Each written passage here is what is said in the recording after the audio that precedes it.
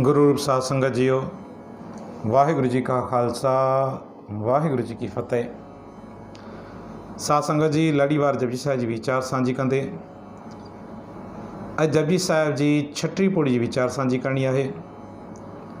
सोचो तो समझण की कोशिश कयूं साहिब छठी पौड़ी के अंदर कहिड़ी बख्शिशा करन था, कहिड़ी रहमत करन था। साहिब छठी पौड़ी के अंदर समझाइंदा चवंदा ज्ञान खंड में है ज्ञान प्रचंड। हिन पंक्ति ताईं जेकी पोइते असां पेंट्री पौड़ी पढ़ी आयासीं उनमें भी ज्ञान अवस्था ज्ञान खंड जी विचार हले पई। हिन पंक्ति ताईं भी ज्ञान खंड जी विचार हले थी। चवंदा जॾहिं इंसान ज्ञान वारी अवस्था ज्ञानी थी वेंदो आहे, ज्ञान वारी अवस्था में पहुची वेंदो आहे त सभु को उते ताक़तवर बलवान भी ज्ञान हूंदो आहे। भाव दुनिया में कंहिं इंसान वटि हिकु जिस्म जी ताक़त हूंदी आहे, हिकु दिमाग़ जी ताक़त हूंदी आहे। जंहिं वटि दिमाग़ जी ताक़त थी वई न, ज्ञान थी वियो न, त चार माण्हू उन वटि सलाह जे लाइ ईंदा आहिनि। बलवा छो त उनजो दिमाग़ बलवान हूंदो आहे, ताक़तवर हूंदो आहे।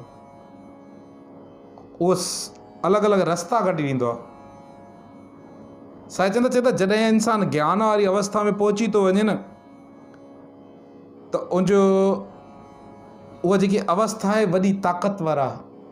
उन अवस्था जे अंदरि ॿी काई शइ ताक़तवर न आहे, ज्ञान ई बलवान आहे, प्रचंड तेज़ बलवान। तिथे नाद विनोद कोड आनंद। चवंदा उन अवस्था में पहुची करे जॾहिं इंसान खे ज्ञान मिली वेंदो आहे न त इंसान उहो ख़ुशि थी वेंदो आहे। नाद विनोद कोड आनंद में अची वेंदो आहे, सुख प्राप्त कंदो आहे। भाव दुनिया में इंसान के भले हे त धर्मी ज्ञान हुजे या दुनिया जो कोई भी ज्ञान हुजे, दुनिया में भी असां जंहिं शइ जो ज्ञान हूंदो न असां आनंद भी उन शइ जो वठी सघंदासीं। जीअं आमतौर ते इंसान खे कंहिंखे मैच जी आदत पइजी वेंदी आहे, मैच ॾिसण जी, क्रिकेट वग़ैरह ॾिसण जी, त जंहिं इंसान के उन मैच जे बारे में क्रिकेट जे बारे में ज्ञान हूंदो उहो वेही करे आनंद वठी सघे थो। बाक़ी आमतौर ते जंहिं इंसान खे उन बॉलिंग जी या सिक्स जी फोर्थ जी कोई भी ख़बर न हुजे उन मैच जे बारे में क्रिकेट जे बारे में, उहो वेही करे त ॾिसंदो चवंदो अलाए छा था ॾिसनि। भाव जे अगरि इंसान वटि कंहिं वटि मोबाइल थो अची वञे त दुनिया जी ज्ञान हले थी, दुनिया जी ज्ञान जी ॻाल्हि हले थी। जंहिं इंसान वटि ज्ञान हूंदो मोबाइल खे पूरी तरीक़े सां यूज़ करण जो, उनजा फीचर पूरे तरीक़े सां ख़बर हूंदसि त उहो पूरी तरीक़े सां उनजो आनंद वठी सघंदो, उन फ़ाइदा वठी सघंदो। पर जंहिंखे ख़बर न हूंदी उहो त सिर्फ़ु जेब में रखंदो, चए थो मूंखे त एतिरी ख़बर आहे, त साए सां अटेंड थींदो आहे, ॻाढ़े सां रिजेक्ट थींदो आहे। बक़ाया उनमें ॿिया कोई बि हुजे भले एंड्रॉइड मोबाइल सभई में फीचर हुजनि पर उनमें कोई फ़ाइदा न वठी सघंदो, छो त उन वीचारे वटि ज्ञान न आहे। ईअं साईं चवंदा जे तोखे हे धरती मिलियल आहे धर्म कमाइण जे लाइ मिलियल आहे, तोखे जिस्म मिलियल आहे इहो बि तोखे धर्म कमाइण जे लाइ सुठे कमनि जे लाइ मिलियल आहे। पर इन जिस्म ऐं धरती जी सुठे तरीक़े सां वरतू तॾहिं करे सघंदे जॾहिं तोखे ज्ञान थो हुजे न, त वरतू कहिड़े तरीक़े सां, तोखे इस्तेमालु कहिड़े तरीक़े सां करिणो आहे। इन जे करे साईं चवंदा पहिरों में तोखे धर्म खंड, उनखां बाद तोखे सम्झायूं था ज्ञान खंड, छो त ज्ञान बि लाज़मी आहे तो वटि। धर्म खंड का एहो धर्म हाणे चवंदा ज्ञान खंड में ज्ञान प्रचंड। तिथे नाद विनोद, तिथे नाद विनोद कोड आनंद। चवंदा सरम खंड की वाणी रूप। हाणे पोइते जेकी छठी पौड़ी ॿ पंक्ति पढ़ीसीं उनजे अंदरि ज्ञान खंड विचार हले पई। हाणे साहिब चवंदा हाणे टी अवस्था आहे शर्म खंड। हिन पंक्ति में जेको पहिरियों अर्थ आहे उहो शर्म, शर्म जो जेको शुद्ध उच्चार आहे उहो शर्म, शर्म जो अर्थ आहे महिनत उद्यम। चवंदा शर्म खंड की बाणी रूप, हे टियों खंड आहे, टी अवस्था आहे। चवंदा जॾहिं इंसान महिनत वारी अवस्था में पहुची थो वञे न उनजी सुंदरता ॿुधो, तमामु मन सुंदर थो थी वञे, ख़ूबसूरत थो थी वञे जॾहिं इंसान महिनत वारी अवस्था ते पहुची थो वञे।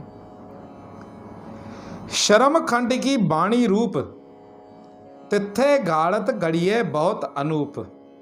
उन अवस्था में अची करे मन जी घाड़त चेंज थी वेंदी आहे, उहो मन सुंदर तरीक़े सां घड़िजी वेंदो आहे, ख़ूबसूरत थी वेंदो आहे।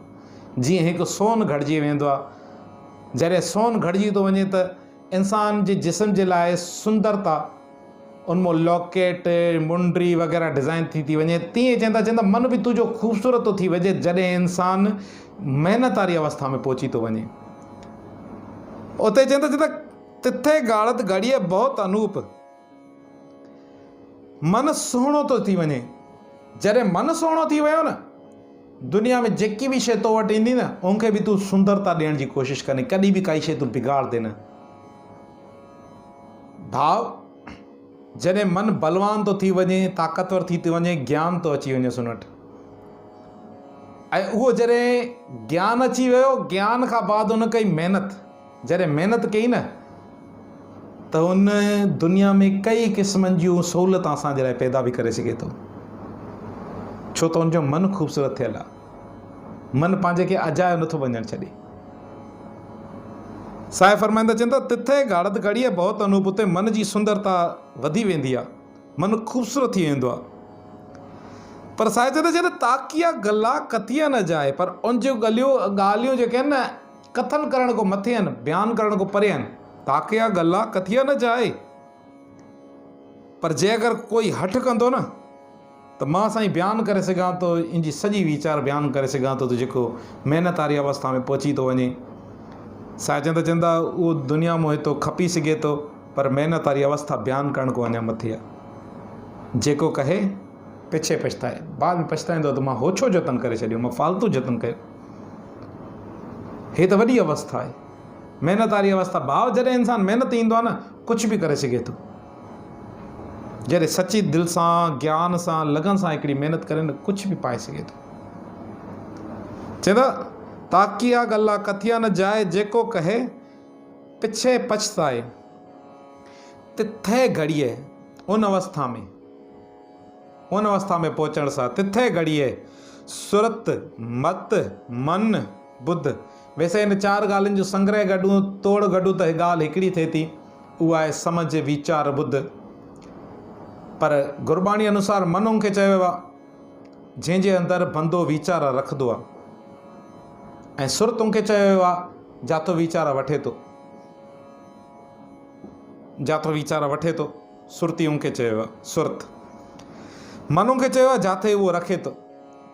ऐं मत ऐं बुद्ध ॿई समझ जा, सोच जा संग्रह आहिनि, वीचार आहिनि।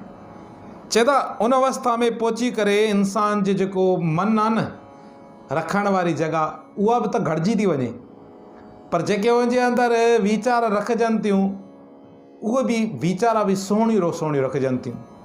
भाव कंहिं सुठी शइ में इंसानु कोई ख़राबु शइ बि विझी छॾंदो आहे। पर चवंदा जे अगरि इंसानु धर्म खंड उनखां पार करे आयो त ज्ञान खंड में पहुतो, ज्ञान खंड खां पार करे आयो त जॾहिं महिनत वारे शर्म खंड में पहुचे थो न, त उते जो मन त ख़ूबसूरत थिए थो, उनजे अंदरि जेके वीचार अचनि थियूं, वीचारा बि रखे थो, त उहे बि ख़ूबसूरत करे रखे थो। तिथे घड़ीअ सुरत मत मन बुद्ध, तिथे घड़ीअ सुरा सिदा की सुध। चिदा जॾहिं उन अवस्था में पहुची थो वञे न, त उते पहुचण सां इंसान जी जेकी मत आहे न, उहा देवताउनि वारी थी वञे, ईअं घटिजी थी वञे जीअं देवताउनि जी मत आहे, देवताउनि जी सुरत आहे। भाव सुरत ओची थी वञे, राक्षसनि वारी सुरत नथी थिए, कंहिंजो कमु बिगाड़ण वारी नथी थिए, हर कंहिंजो कमु संवारण वारी थिए थी। उहो पंहिंजा कम बि संवारे थो, ॿियनि जा बि कमु संवारे थो, जेको सची लगन सां महिनत करे थो। महिनत कई क़िस्म जी थींदी आहे। हिकु इंसान जी महिनत इहा बि हूंदी आहे त हिन मन खे परमात्मा जी लड़ लॻाइण जे लाइ वॾी महिनत खपंदी आहे, वॾो उधम खपंदो आहे हिते बि।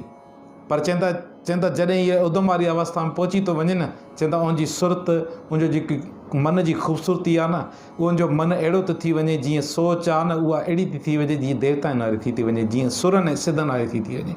वाहिगुरु जी का खालसा, वाहिगुरु जी की फतेह।